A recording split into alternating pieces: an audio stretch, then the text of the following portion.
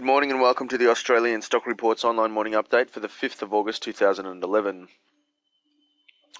There was carnage on global markets overnight, with US stocks suffering their biggest percentage drop since the GFC. The indiscriminate selling was sparked by increasing pessimism over the global economy and fears Italy and Spain will be caught up in Europe's debt crisis. All of the major risk assets were sold off heavily, with US markets giving up all of their 2011 gains and oil sliding to its lowest level since before the Libyan turmoil. Panic-stricken investors flocked to the safety of US treasuries, which surged to new record highs despite concerns over America's debt burden. All eyes are now focused on tonight's crucial US non-farm payrolls report, where another poor result is likely to increase calls for a new round of monetary stimulus from the Fed.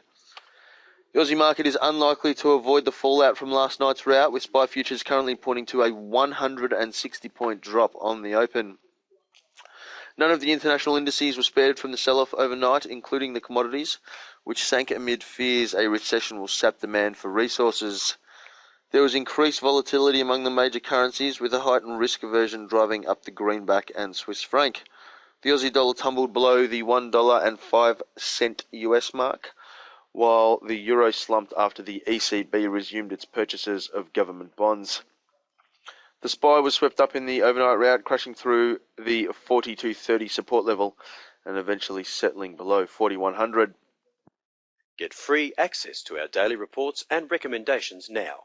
Visit australianstockreport.com.au/try.